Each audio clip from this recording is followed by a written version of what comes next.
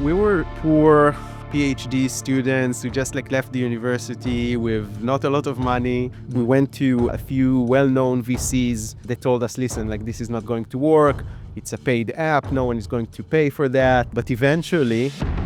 Today's guest on Founders and Builders is Yaron Inger, CTO of Lightricks.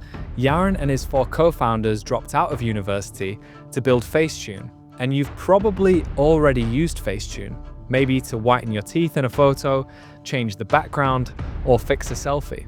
And they didn't know it back then, but Facetune and Lightricks products would hit 650 million downloads and still growing today. But that was just the beginning for Lightricks. 3 years ago, an image generation model DALL-E 2 came out, and the whole game changed. For the first time, what used to live only in your imagination could now appear right there in front of you on your screen. And Yaron and the team at Lightricks saw this and rebuilt the whole company to become the best AI for visual creativity. And when you think about it, building foundation models is like the Olympics of startups. You need huge funding, you're building massive models with huge compute, and you need the best engineers in the world to pull it off. In today's episode, you'll learn what it really takes to train a foundation model from behind the scenes and where the opportunities are for you right now, today, to build with AI. I'm Joe. This is the Founders and Builders podcast. As always, if you enjoyed this episode, don't forget to hit subscribe down below. And now let's get into it. So we're at a crazy time in the world right now where anyone, you or I, with a laptop and an internet connection can create Hollywood level films and cinema style movies. What do you think about the moment we have today in terms of human creativity and AI?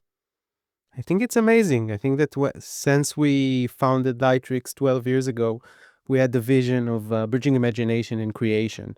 12 years ago, or even a bit beforehand, where we were in the university, doing state-of-the-art research, we really cared about bringing this technology to everyone. Back then, everyone was on mobile, right? Mobile was on the rise. And we really cared about how we build technology and package it in a way that everyone can basically use to create. And we said this as a vision, even if it wasn't formulated like that 12 years ago, because we thought, vision should be something that is very far out of reach. We thought we're never going to reach this in our lifetime, right? So we really cared about, I had something, and I'm not an artist, right? I'm a tool maker. And I have some creative thoughts about, hey, let's create this image, let's create this video. But I couldn't really make it. And that's why we started building the tools. Eventually, what we started seeing 3 years ago is that indeed it went completely nuts, right? And now you can generate really what you imagine in the real world. I don't think we're still 100% there yet, but it's getting very, very, very close. So our vision is something that's very out of reach. Maybe in a few years we'll need to get updated with something else. For those that haven't been playing with these kind of AI video generation models lately, what have the big leaps that we've taken, in these tools been for the last 3 years? What's happened? Okay, so we started mainly with tools that are quite manual, right? So there are the classic video editing tools like Premiere, After Effects. We released few mobile apps that deal with video, like VideoLip, which is a mobile video editor that won Apple App of the Year in 2017.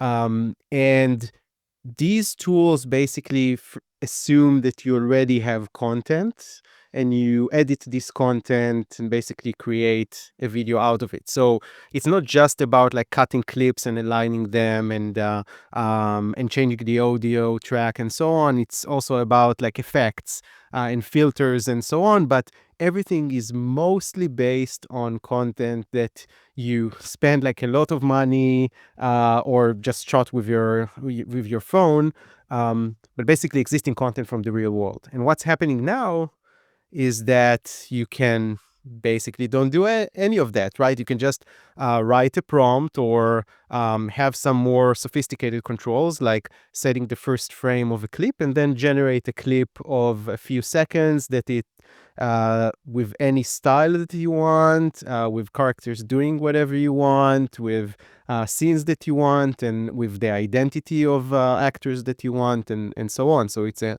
complete game changer. If the barriers to generating new video have dropped massively, what do you think we're going to see in the world, in the internet? Is it just going to be, tons of AI generated videos everywhere? Is this going to expand human creativity? What's your take? So I think we've seen a lot of in a lot of other domains how bots can automate content, not just with LLMs, just like even before LLMs, like to auto generate content for SEO purposes, right? And I don't think it really affected like the amount of creativity in the world or the amount of discoverability. It means that we as technologists had to invent tools for to improve the way that we search and to basically reduce all this clutter, because you basically have a new baseline for what is assumed to be high quality content, right?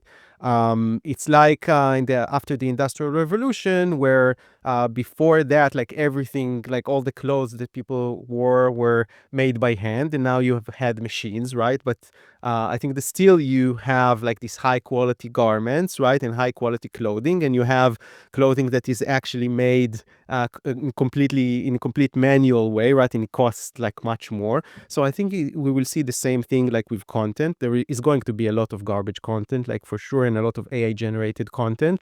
But I think that the networks, the search engines, the LLMs that we use, and so on, will basically like fight against that, because the users of these products will want to get the high quality content, which is not necessarily, by the way, a content that is not AI generated, but just like high quality content that people actually want to consume. And what's the biggest misconception that you think people have today about AI generated video? I think that one is that it cannot look real. I think that one of the things that we also talk a lot internally in Lightricks about is that you really need to check every week like what's going on. And if 2 years ago was like the year of LLMs, and the year ago was the year of image models, this year is the year of video models, and everything is advancing very, very quickly. Like if you'll take a look at videos from the beginning of the year, and the things that state-of-the-art models like LTXV, our model, can produce today, like it's a completely different game, right? In terms of quality, in terms of prompt adherence, in terms of everything, in terms of speed. So I think it's the only way to actually experience it is to open up your one of the products, play with it, like see what the state of the art it looks like right now, because it's not the models from half a year ago. And I think the quality is just getting better and better every day. Take us back to the early days of Lightricks, right? Before you invested so much in these kind of benchmark smashing video foundation models, you actually started with a mobile app, Facetune, that I think I read had 200 million users downloading the app and using it monthly, which is pretty amazing. The app was used to basically retouch skin, make my hair, give me a better hairline, for example. That would have been useful. Same. We're in it together. Yeah. But yeah, how did the company start, and how did we get here today? Yeah, so basically we were five founders. Four of us were PhD to computer science and dealing with machine learning, AI. I'm talking about the classic AI of like pathfinding and things that people forgot about, and computational photography and computer graphics.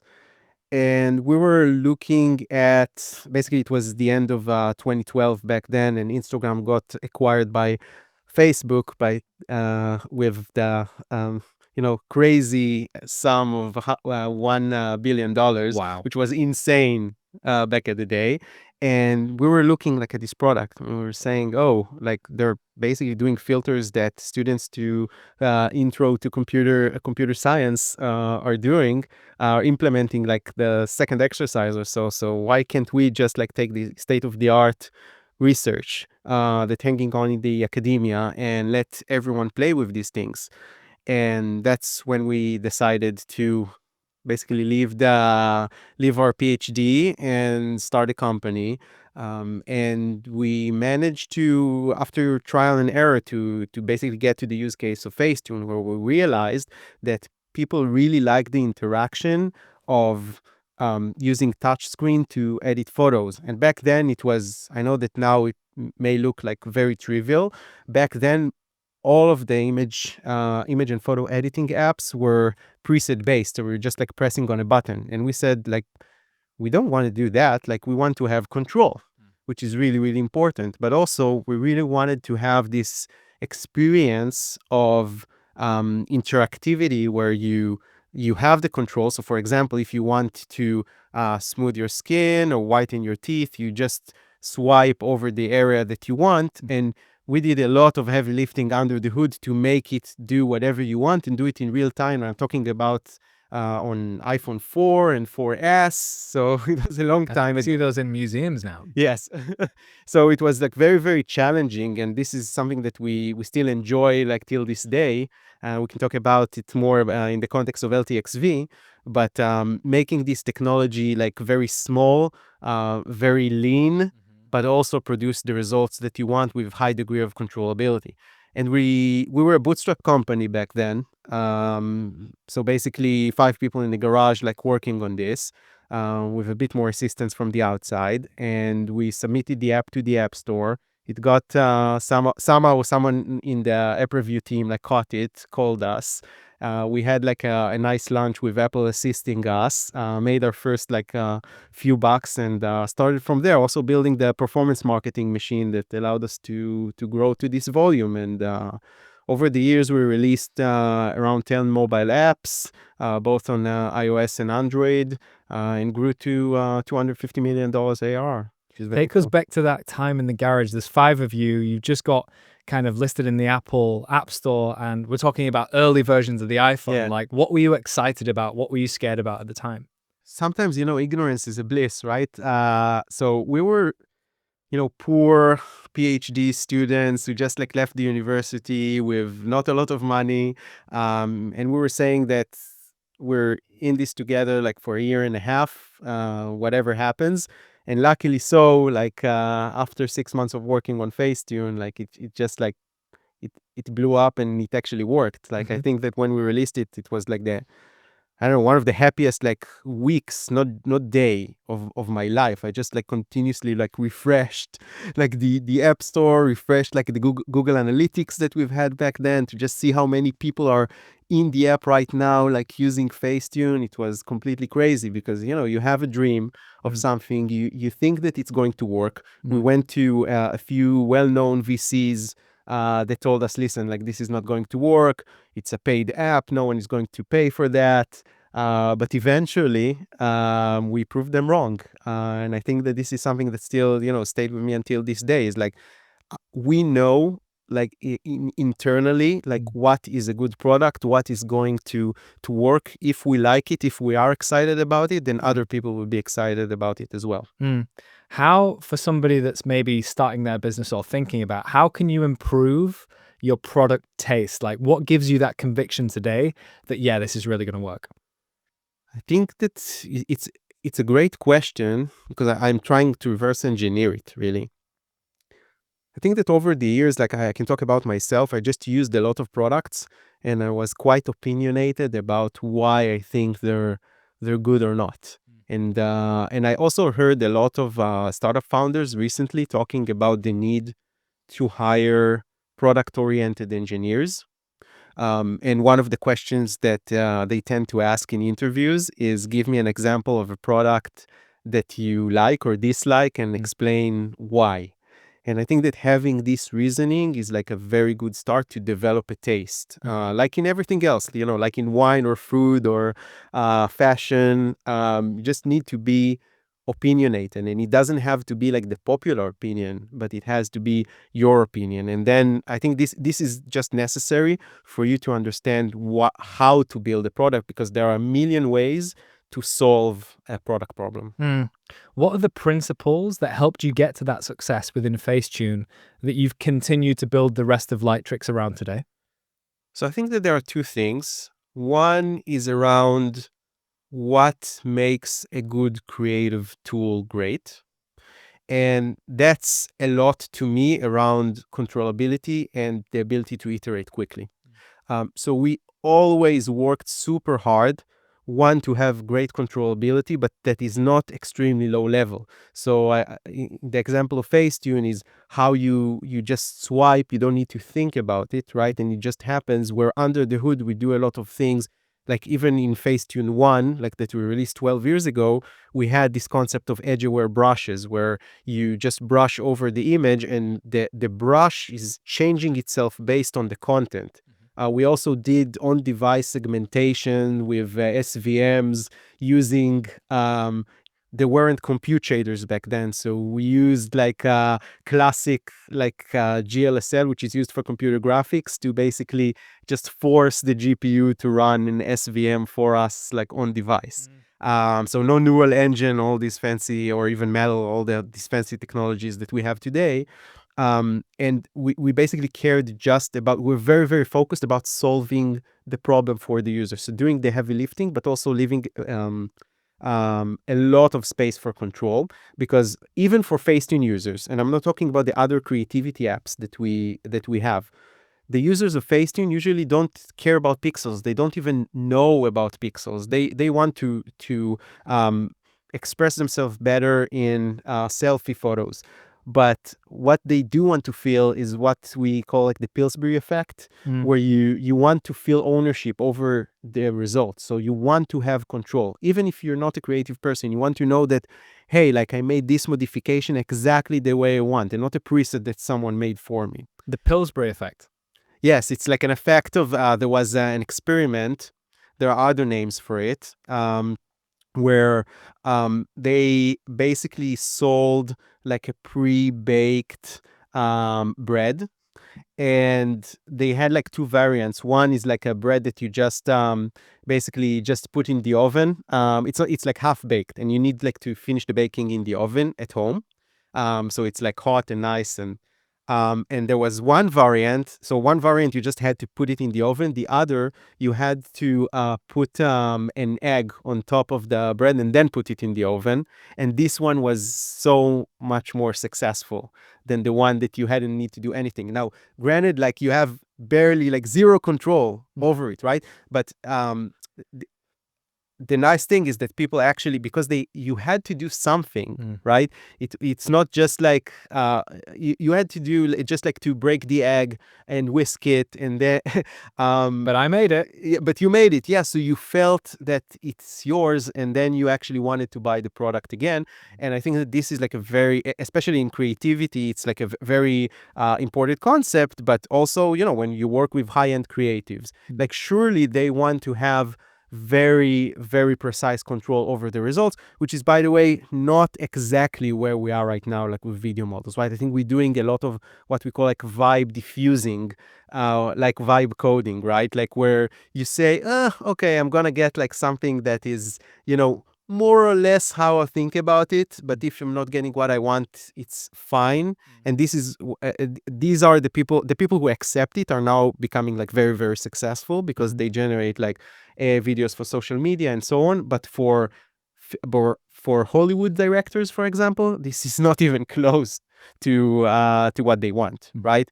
And that's basically the gap that you still need to close there. Now, I think the second thing again is like the quick iterations. So we really like with an example like of SVMs, for example, or what we did like with the edge-aware brushes, like even with the old iPhones, like we really had to invent like new ways of doing things, of approximations, which is, by the way, something that a lot of people like did in the history of computer graphics. So you're basically not solving the problem in the correct way, but you're solving it in a way that will be fast enough. so that people will enjoy and will get the value of quick iterations. Because if I need to wait for a few seconds until I actually see what is the result of my action, I'm just not going to enjoy it. And the problem with this, by the way, product-wise, is that users will never say it. They will not tell you, like, listen, if the brushes would just like react instead of like 15 frames per second, it would be like, it would be 60 or it would be 120. Then my retention is going to be twice as much. They would never say that, God, right? users are so dishonest. Why do they hide so much from us? I think that people just don't realize that, right? There was like the classic like Amazon experiment where they showed that if they, I think, delay the loading time, increase the loading time of their pages by like 100 milliseconds, they lose like 15% or more of users that just like don't buy products. So latency is extremely important, extremely. And I think that, so the combination of these two things are extremely important. Control and iterations. And you started off super successful in mobile apps, but that's, massively developed in terms of where Lightricks is today. You first went from paid apps to subscription, big win for you guys in terms of revenue. And then secondly, to start innovating at the foundation model layer. So could you explain it like I'm five? And for those that don't understand, AI and ML, what is the importance of a company like Lightricks innovating at the foundation model layer? What is a foundation model, and why should we know about it? So foundational model is a very big model that is aimed at solving a specific task. So it can be an LLM, which you probably use one of the like GPT, Grok, Claude, by Anthropic, and so on, and Gemini, which is based on text, but is also multimodal, so can accept like videos and images and so on, and generate sometimes images, not videos yet. There are image models that can generate images or edit images given a textual instruction. And there are video models that can generate videos based on textual instructions and other types of controls, like, for example, the first frame of a clip or some guiding clip, for example, another video where you see the video contains like an actor and then you generate a video based on that actor's actions. But there are many, many other ways of controls. We decided, and this wasn't an easy decision, as a company that was very much focused on products, but also build the technology. We decided to build a model of our own, because we started with we launched a product called LTX Studio, which is a full-fledged AI studio for generating end-to-end videos, including the storytelling part, where you can basically put your script and generate a storyboard from it, and from that generate images for the storyboard, and from that generate the clips and combine them all together. And we were looking for video models that can support this product, and again, solely from a product perspective. And we basically realized that the current models in the industry just do not provide us both control and quick iterations. Control are mostly because the models that you see right now, the closed source models especially, don't allow you to have a lot of controllability. They allow you to enter a prompt, and they allow you to give the first frame. Now, a lot of our users, for example, want to do other means of control. So they want, for example, to enter the first and last frame of the video. Sometimes you want better degree of controllability over fine-tuning like this model. So the models that are being trained don't see all the concepts in the world. So, for example, you want to have the model learn some kind of style, whether it's like artistic style or emotion that the model didn't learn, or a specific identity of an actor that you want to generate in the video. You can't really do that with closed source models. So this is the control part. The quick iterations, I think it's quite clear, but the models right now are very slow, which specifically like me and Zev, our CEO, like we used to be gamers like before we started the company. we really like low latency. Okay, we really like low latency. I think it was quite clear from how I spoke about Facetune, but I can't wait for a video model like to generate a clip of 5 seconds for 60 seconds. It just drives me nuts. And usually what happens is that I just go do something else. And then I just forget that I've tried to generate a video. So I waste my time in like a social media, like website or something else for like 15 minutes. And then I come back. It really kills my... That was exactly me last weekend. I was in VO3 and I was trying to stitch together like 5 different 8-second shorts. And then I went into LTX Studio and it rendered once for a full minute. And I was like, wow. Yeah. So we just couldn't accept that, right? So what we actually realized, like, hey, we need to take matter to our own hands and do things the way that how we see the future and what creatives want, right? And what creatives want is actually both of these things. So we decided, and it's a very expensive decision to basically start and training such a model. We had a team that was experimenting with various like smaller models, a bit of like an image model that we tried to build like internally and so on. So we had like the basis of like 5 people who did like these small experiments with little compute for about half a year. And we just decided to scale this operation and to do this big bet of training our own model. And we also decided to make this model open source. Tell us about that, because that was a really like intentional decision. When I was doing research about LTX and the models you've created, you've done a really focused job of engaging researchers and people to write papers and share their benchmarks with the community. Why was that? We actually realized that all these models overall use the same technology. So it's based on the attention is all you need paper and an architecture called transformers, right? So initially the video models that were released were using a bit of a different architecture, but now all these models, as far as we know, are based on what's called diffusion transformer, and they're mostly trained on the same data, right? So you should expect more or less the same output.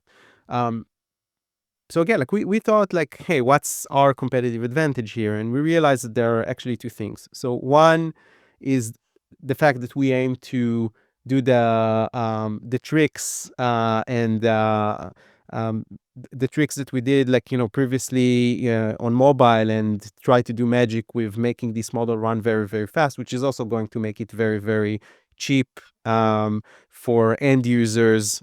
So again, everyone, to democratize creativity, to make everyone like be able to generate videos, but moreover, make you not think twice when you press on the generate button, right? Like the quick iterations, it's not just about the quick, it's also about the iterations. And if you need to pay $50 or more, $3 even for some of the models, right? For 5, 8, 10 seconds of video, it really discourages you from trying again. Even if you're just like vibe diffusing, right? You're just pressing on generate. Like, why would you want to try again? So you inherently not getting the results that you want.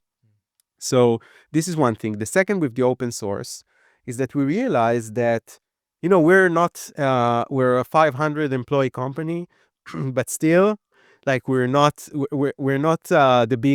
the big league, right? But we realize that by making this decision, we need to operate at we're basically going to compete in the Olympic Games.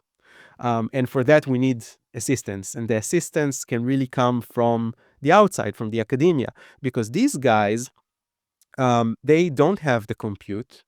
They have some compute, but they don't have like huge amount of compute.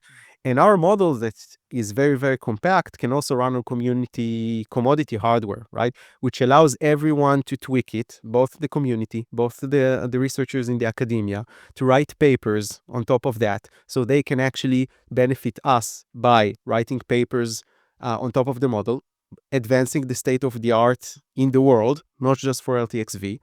Then we can incorporate that research into the model, make it better, release it for them. So basically use the compute to improve things.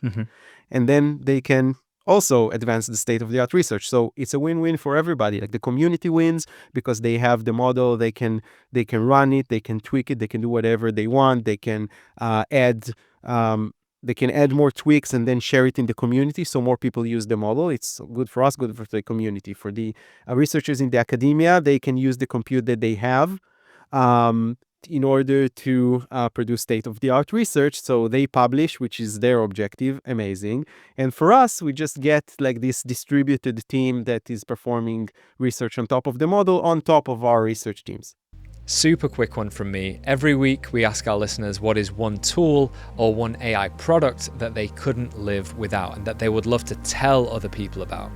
This week it's Suno. With Suno, everybody, including you, is now a music producer. You give it a prompt and it'll generate a full song with lyrics, vocals, instruments, the lot. And people are already using it for podcasts, YouTube intros, and even custom songs they just want to listen to for themselves. And the wild thing, the quality now from Suno is getting closer and closer to what you'd expect from a real production quality music studio. So if you want to find out more about Suno, check out the link in the show notes down below. But for now, let's get back into the episode. What is the coolest thing that you've seen your end users do so far with LTXV? Wow, there are many Coolest things. or craziest? We like crazy. Coolest. Ooh, crazy. So there were a few videos, like we just did like competition in LTX Studio for films, and people created like this really amazing stuff. Hard to explain like visually, but you can check it out. This was really, really cool. And I think that, I always really like to see what people make with tools that we work on, because these are things that I cannot create myself. So it's really interesting that you actually build the tools and then you see how people, like what people do with the tools, and you can do these things. So I think this was really great. But I also, like, we had a few months ago, we had a meeting in Paris with the community of Banodoko, which is a Discord community. And we had a lot of people coming in and like did like a hackathon of fine-tuning LTXV. And because it's so small and so lean, someone created this demo with augmented reality that also used the model. So it was really cool to see like the non-classic use cases of the model and how you can actually put that into some state-of-the-art research in very unexpected ways. And this is, I think, the cool thing about the community and releasing the model to open source. Some of the founders that have been on the podcast in the past that are building on products that have ML embedded into them, they talk about this like it takes 20% of the time to get to 80% accuracy. And then for that last 20% of model performance gains, latency, all of this, model size, ease of use, that takes the rest of the 80% of the time. So my question is, where is Lightricks and where is video generation today on that curve? And what do we need to do to get it to 100? So it depends who you are as a user. I think that for example, for marketeers who want to generate cool ads, I think that video models are more or less there. And it's already like production ready. Because, think about ads that you see on mobile, for example. You don't need very high resolutions. You don't see a lot of the artifacts that AI models produce. And you can even edit, manually, like the clips to generate the ad that you wanted. You don't have to one shot the entire ad, right? So one shot, could you explain that for those? Yeah, so just like prompts, like and press on generate and expect it to work, right? So basically what you'll see today, right, is most of the models now generate clips that are like 5 to 10 seconds long. So anyway, you need to stitch things together.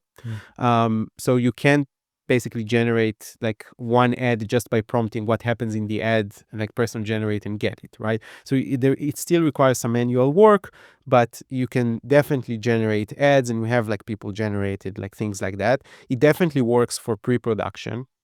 So we had a few users using LTX Studio to generate videos for pre-production. One even pitched used LTX Studio to pitch to Netflix, and it got greenlit by Netflix. So Wow, that's awesome. That's a proof that it's actually good enough, to for that use case. I think for Hollywood, we're still definitely not there. I think that if you really scrutinize like the quality, and you're like a TV series director, or you really care about how things exactly look like, it's going to be very challenging for you, because you currently don't have enough control over many things. And directors are, I don't know if you like been to like a shooting day of like a film or a TV series, but these directors like really care about all the details, including everything that's happening, in the background, like how the plants look like, how things, facial expressions, for example, need to be like extremely precise. I think that we're not very good with that, and there are still gaps with identity, and especially because the clips are not, you don't generate like an 1 hour long video in one shot. So what actually happens is that you need to generate it in pieces, and you need to preserve some identity that the model generated into and transfer it to other clips as well. You're talking about like memory and context. Memory and context, and the ability to just feed it back to the model, and for the identity to remain the same. And specifically with people, like we work a lot on this problem, like in Facetune, where one of the core challenges there is that people really care about their identity, like unsurprisingly so, and it's really hard to make the model preserve these things, because we have like a ton of neurons in our brain just to recognize like every expression, every like pixel of, and how our eyes look like, and even like the slight asymmetry of in how you look like. You would look at your photo and you would say, no, It's it's very not me, it doesn't look real. intuitive. We've been doing it for thousands of years. Yeah, exactly. And so specifically with faces, I don't think that we've cracked this problem yet. But also with other things, for example, product identity.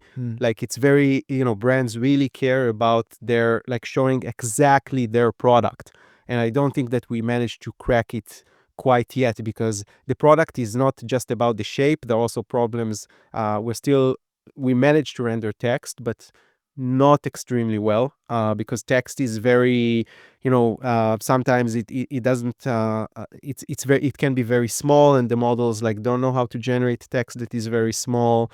It's very like high frequency. So you have, for example, white text over black background, and from signal processing perspective, it's very hard to do. But also like the material of the product is very, very important. So for example, like understanding what this mic is made of, for example, like, and what is shiny, what is not. Like the product owner will really care about this, and they will tell you like, listen, it's not exactly, it doesn't look exactly like my product, right?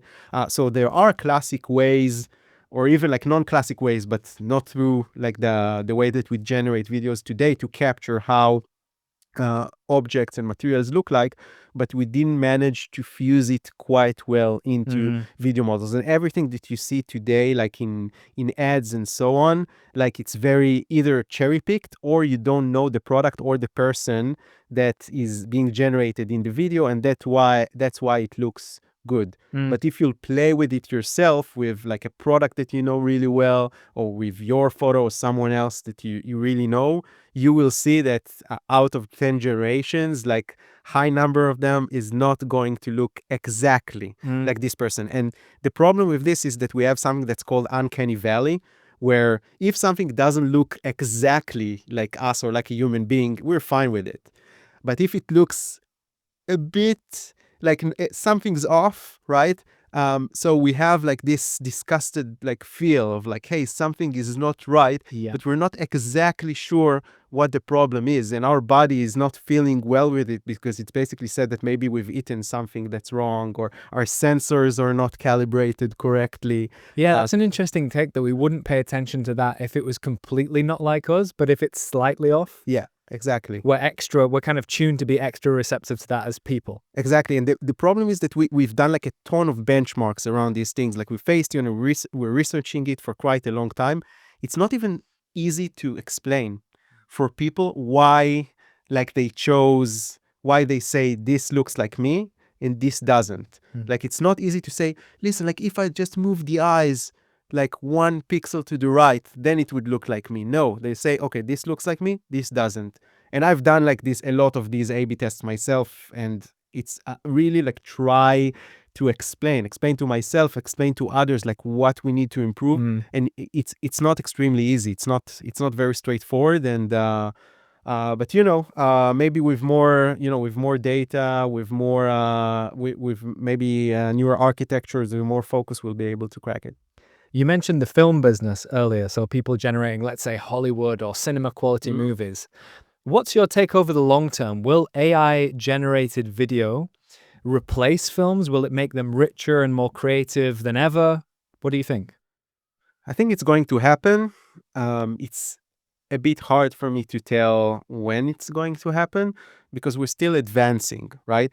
And I think the reason, by the way, that video models are getting better and better is actually a lot of people don't realize that is actually because of the LLMs that are becoming better and better. Because what happens is that when you train a video model, you feed the model with two things. One is the video, and the other is a caption that explains what happens in that video. And you basically show the model like a ton of these clips over and over again until the model actually learns somehow like the physics of the world, how different materials behave, and so on and so forth. And those captions are the labels for the images or the videos. Exactly. And these captions can be now, and they're getting like better and better because LLMs become better and better. And it's crazy, like the amount of details that actually appear in 5 seconds clip, where you actually we let people in the company like create these human annotated captions, and we compare them with the captions that we automatically generate from LLMs. And I'm talking about like 3 paragraphs, right, that explain exactly what's happening, what kind of greenery you have in the background, and the speakers here, and the lighting, how it looks like, and it describes how I look like and you look like. So you can, it's a lot of text, right? And as LLMs become better and better, like initially we had like a few sentences. Now it's like few paragraphs that explain what's going on. Blue wall, 2 guys behind microphone. Exactly, something like that. And now it's like crazy. And you have even like the text labels and what kind of the name of the books that that we have here in the background, and so on. So obviously, like the models, even with the same architecture, can now become better and better by understanding what they're actually seeing. It's amazing. And cross-correlating it with other clips, right? So actually the prompt adherence is becoming better and better. I think this is like one of the reasons for the big jump in quality. Yeah. And I think anybody can test this at home with just their phone and ChatGPT. If you've gone into the kind of the video mode where you're showing it live what's in front of you and asking it to describe, it's amazing the level of detail. Right. And like even facial expressions. Oh, Joe, you look stressed. Yaron, you look like super energetic today. It's like, this is amazing inference. Right. And the thing is that so the question is going back to your question. I think it's a question of obviously, like if we'll get like if someone will invent a better architecture than the one that we're using now, okay, like everything is going to probably become better, I don't know, cheaper, faster, maybe require less data, and so on. And the second is how LLMs are going to improve even with the existing architecture. As LLMs are going to improve, our ability to take the data is going to become better. And just by running the same data pipeline again, like with better LLMs, we're just going to get models that understand like the world better. It's not going to solve all of our problems, for sure. Like there are advancements in other fields as well, but I think that this is like the big jump that we saw right now. And I think it's so.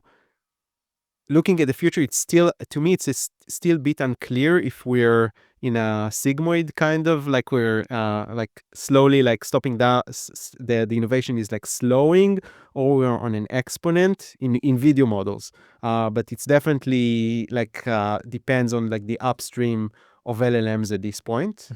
We also have, a lot of advancements in other things like multimodality. So, for example, instead of just providing prompt to the LLM, You can provide other things like photos of like the plants that we have here in the background, or our photos, and generate characters with with these images, which are things that are very, very hard to explain in prompts. Also, like video clips, audio that is becoming like more prominent in video models, and I think that it's going to become like a baseline for the future of like video models, because which is, by the way, also like a quality enhancer, and we don't think about it like that. But try to watch a video. I do it a lot, like on in the airplane. But like watch a video on mute, like in Hollywood movie even, but even like video on social media, right? It's a very different experience, and you actually see a lot of artifacts that you wouldn't be seeing if you would listen to the immersive audio, because then your sensors, your mind is actually splitting its focus to both the visual cortex and the auditorial cortex. So you're actually trying to split your attention, and you notice less artifacts. And I think this is, by the way, one of the reasons that VO3, which is not much better in terms of visual quality than VO2, got like that popular in the world. And also people said that like the quality of the video is amazing. I'm not sure that the video quality is amazing, because if you watch it on mute, you see a lot of artifacts. The thing is that once you have audio, you're focused on other things. I'd love to talk about how accessible this technology is to people now. You've talked about the abstraction is no longer pixels, but entities. What do you mean by that? Yeah, so in LTX Studio, we basically rethought how product, like an AI-focused product, should look like, and how what does it mean in terms of content creation, and specifically video. And we realized that basically need to change the basic components that you refer to, like the first class citizens. So if we think about Photoshop, for example, which is like the classic like image photo editor, the first class citizen there is a pixel, right? If you zoom in, you take like an image, you zoom in, you get like a pixel grid. If you everything that you do in Photoshop, like you have, I don't know, 7 different tools for selecting things, and the selection is selecting pixels, is not selecting like people or dogs or anything like that. You can press on a dog, but essentially like you're selecting pixels. When you use the lasso tool, you select pixels. When you do feathering on selection, you're feathering pixels. So it's all about pixels. You could create masks of pixels, and you blend between pixels. When you think about everything that we have now and all the tools that we have, it's all becoming contextual, right? You don't think about pixels anymore. Like you upload a photo and you ask to perform some kind of edit, like replace this plant with like a human being, right? Like you don't think about masking, you don't think about where this object is, you just explain what you want to do. And so when you actually want to create something, you actually want to reach a higher level abstraction, where you talk about, and in LTX Studio example, like in the storyboard example, you want to talk about the characters that you have, and you want to talk about locations, and you want to talk about like the age and the gender and the hair color of your actor, right? Instead of thinking about pixels. And the nice thing about this higher level of abstraction is that you can change things in a higher level, right? So, for example, I can go to the storyboard in LTX Studio and decide that I want to change the character age, and you just regenerate all the scenes like with that character, keeping the location persistent and the style and the prompt that generated the specific shot and so on, but you just replace that character, which is something that, thinking about like the pixels being first class citizen, would be like insane to do, right? Because you just don't understand anything that's higher level on top of that. So basically you level the playing field and the mental model of with people who actually used to do this high level job like in the past before AI. What do you think, when it comes to producing these video assets, will drive the cost down over time? Is it on the hardware side? Is it the cost of building a foundation model? Like ultimately, what drives the cost down? I think it eventually, like here, I agree with with Sam Altman and Elon, so on, that they say that eventually it boils down to energy, because I think that right now, obviously, like there are some gaps um, in terms of like hardware efficiency and implement software implementation on top of the hardware. Eventually, if we keep the current architecture, okay, which is transformer, the biggest problem is that the attention mechanism, which is at the heart of the transformer architecture, is a quadratic problem. And eventually, this quadratic problem is you can distill it to matrix multiplication, which is a problem that we're trying to solve as humanity in the last, I don't know, like 300 years. Like Gauss tried to do it, right, and accelerate like matrix multiplication.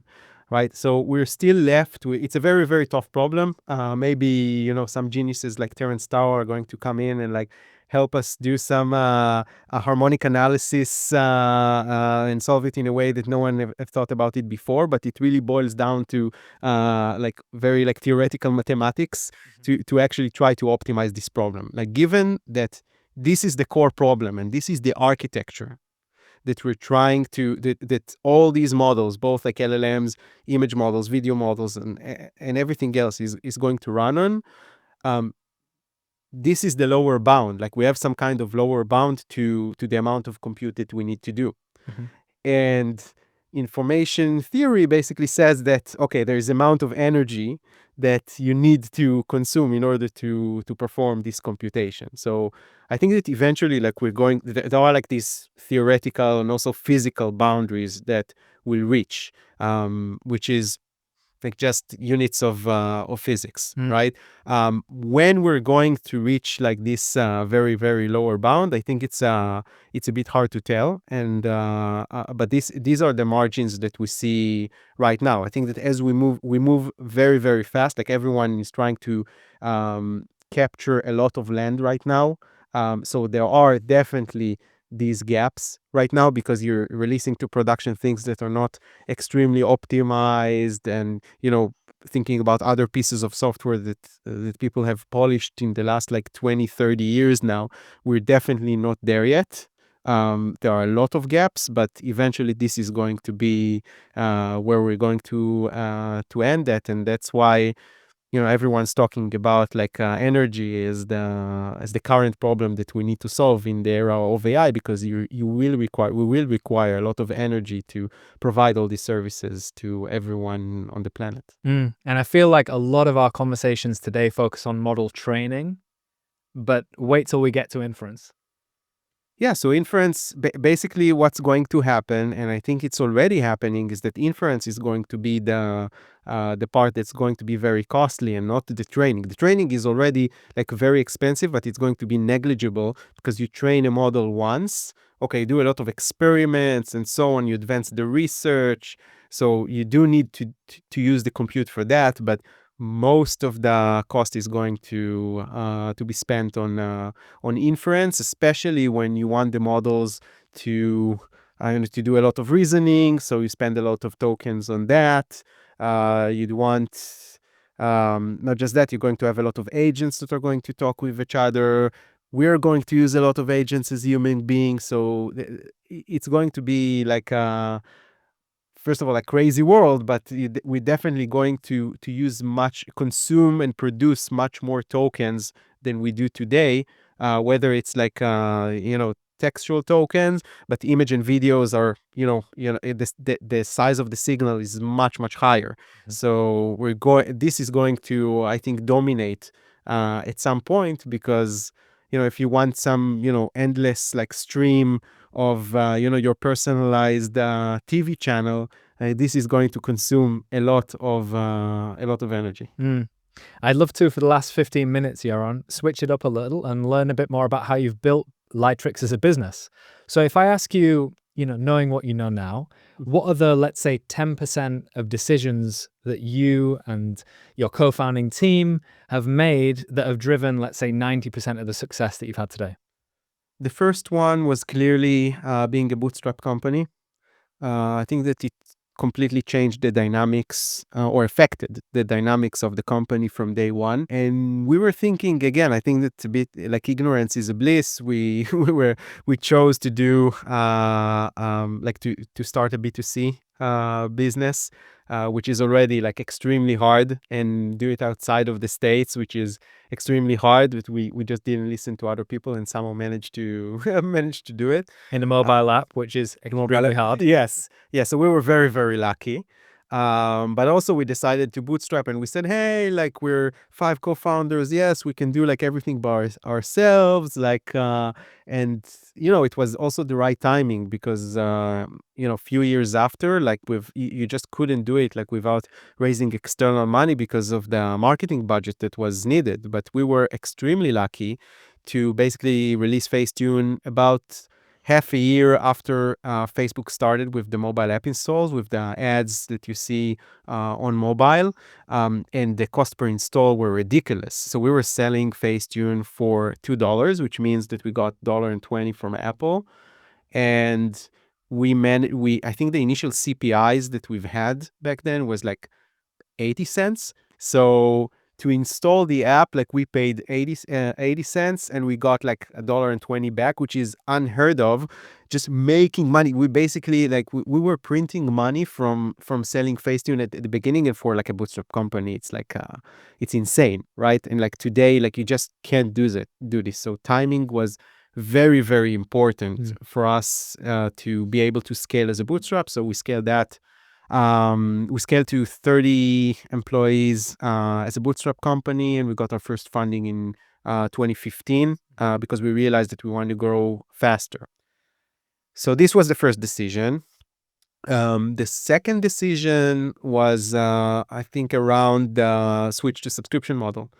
We realized that we just can't scale the business anymore because it doesn't make sense for a Light user, which was a photo editor that won Apple Design Award, or for Facetune, for a user there to just pay like a one-time payment of $4, $5. We changed the pricing since the release of Facetune 1, and basically continue using it for 3-4 years back then. It just doesn't make sense from our perspective. Again, things that seem extremely trivial these days, but back then, you had either paid apps or free apps within a purchases, and for creativity apps, you didn't have like a good way to monetize. Like you didn't sell coins where you just. It doesn't make a lot of sense. Like ads, but it's a terrible user experience. Exactly, and we really didn't want this user experience of ads. And so what actually happens once we realized that, we started also talking to the platforms, and I don't know if it's us or just like the world that converged to that. But if you take a look at there's a piece in The Verge right a week before the WWDC of 2016, where Phil Schiller, which was the head of the App Store, was saying that they opened the App Store for subscriptions for productivity and creativity apps, not just for content apps like Spotify and Netflix. And the only company besides Apple that is mentioned there is Lightricks. So I don't know if we actually started like a lot of businesses or helped a lot of businesses grow, or it's just a coincidence, but we definitely had some like impact on this decision, because we were saying like, listen, guys, like it doesn't make sense. Like we want to grow. You're going to benefit out of this as well. So let's do this. And I know that in retrospect, everything looks extremely trivial, but it was not an easy decision, because we basically said, okay, we worked on a new version of Facetune. We were saying, okay, we're going to release a new app. It's going to cost way more for the users. And we started with now ridiculous pricing of $10 a year. And we got a crazy backlash, like in the first few months. Like we had a rating of like 4.8, 4.9, and now it dropped to like 3.4 or something, with people saying $10 a year. Yeah. Yeah, now it sounds crazy, but like people weren't used to this business model. Yeah. of subscription, and they're saying like, listen, I'm not going to pay for this. And we were one of the first apps to release. We released in I think October or so, October 2016, and we got a lot of backlash. And it wasn't initially very clear that this was the right decision. Only a few months after, like we saw like the tremendous growth that basically allowed us to continue, expanding the company, release more products, and basically change our entire business model. So everything in retrospect is, you could say, okay, that's obvious, but it's only obvious because, now it's so trivial. Yeah. But thinking about it back then, like it wasn't. It was a very big risk because we were very afraid that our existing, users we won't be like very, very happy, and what's going to happen with the users of Facetune 1, and we got so like great reviews and so on. And so that was the second decision. I think the third was everything that we're doing now. I think that everything with Gen AI, we realized very quickly that the world is changing 3 years ago. What did you see? So we got early access to DALI 2 from one of our employees who got like back channels to Sam Altman because he's a friend of him. And I remember me sitting in, I got the early access, and I was sitting in a meeting together with Zev, our CEO, and I was just got the access. So I had to like leave the leave the meeting like mentally and just go play with it on my laptop. And I don't remember exactly what I did. I generated like a photo of like Bill Gates holding cash or something like that, and it actually made it like, I'm glad it's not just me.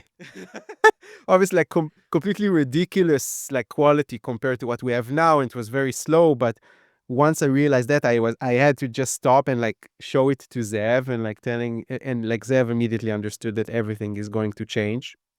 So this was one data point. I think it was in around April like 2022. And on August, like one day I just woke up, and Yoav, who is leading the LTXV research team today, he sent like a presentation of a few images produced by Stable Diffusion 1.4 back then, I believe.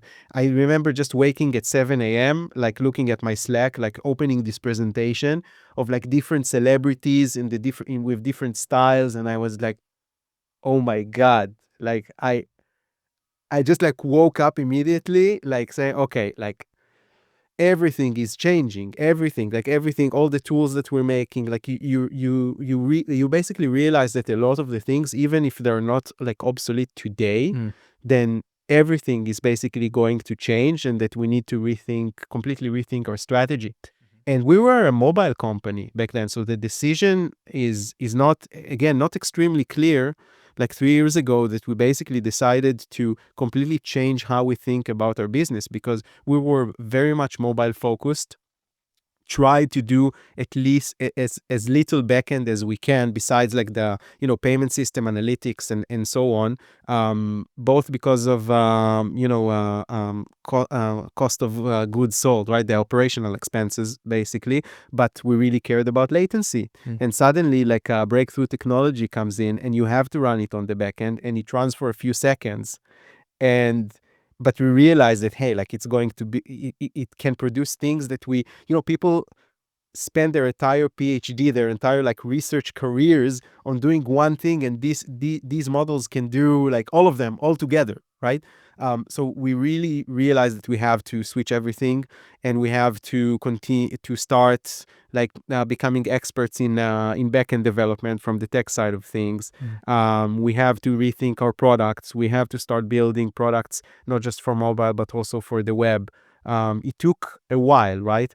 And also change the culture of the company from, a company that was very focused on a specific business and specific way of operating, to embracing change, to know that you don't know what the next week is going to bring, because the technology can completely change upside down, and to move quickly. And I think this was the hardest part of it all, like changing how people think, rather than, working on new kind of technologies that we were less familiar with.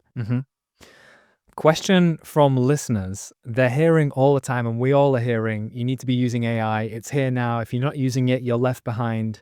What would your one piece of advice be for how someone can integrate AI in their life if they would like to, but they just don't know how?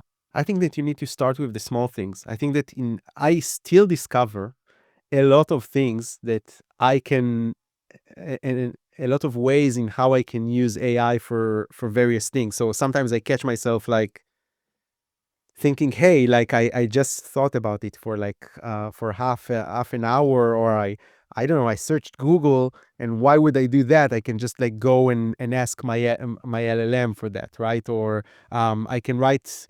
It took me a while to start writing code with with LLMs, and right now, like, you have to convince me why I shouldn't do it, right? I'm not talking about like production code, but as a CTO, I'm managing a lot of people, but I still like do a lot of, write some analysis, proof of concept, and so on. These things are great for that, right? So, but what helped me is like start with the really, really simple things. So basically, telling yourself like, okay, let's see if I can use it for one, two, three things like today, and try maybe at the end of the day to rethink like, how did I use it?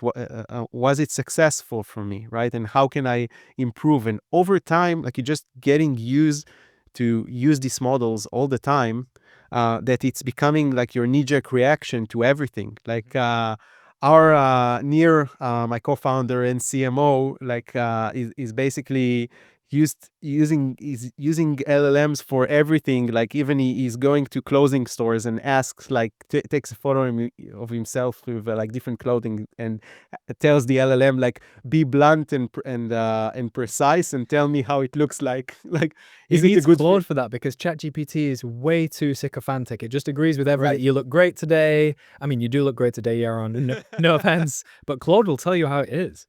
Yeah. So you need to. So another thing is like learning to use the right LLMs for the task. Maybe you need to use Grok. It's more straightforward. Yeah. Last question from me, Yaron, and this has been so much fun. Thanks for coming on. If we fast forward, let's say 30 years in the future, and you and I are sat next to each other on the proverbial deck chairs, let's say, and I look up and I turn to you and I say, Yaron, what was it all for? You're referring to the journey or to? I'm intentionally not going to answer that. I think it's interesting because I'm a technologist, right? But to me, it's all about people. So it's people in the company, and people, who work for us for years now, or with us, not for us. I have a lot of people who started as new grads and now are now VPs that report to me, and we grew together in this crazy journey. So it's for them, and for being together with them and learning together, and the journey that we're in. And I think that this is, to me, extremely exciting, and seeing us like becoming successful together, and also for the users. So, for example, seeing people create things with, the tools that we produce. We're not producing like the end result, right? To me, what brings me a lot of joy is to see other people like using our tools and really enjoying it, and becoming successful. And this is what gives me like the most energy, like, to continue working, right? Like this good feeling, and the good feedback that I get from others. So I think this is why I wake up every day today, right? I think that like just creating something that no one would use, like, is not motivating for me. And I don't think that it's going to dramatically change. I think that just like the technology is going to change, and maybe the means of communication, and how the physics of the world, and how the product looks like, right? Whatever's going to happen in the next 30 years, but this is going to change. This is going to stay the same, like the human connection. Yaron, this has been so much fun. Thanks for coming on. Thanks for having me.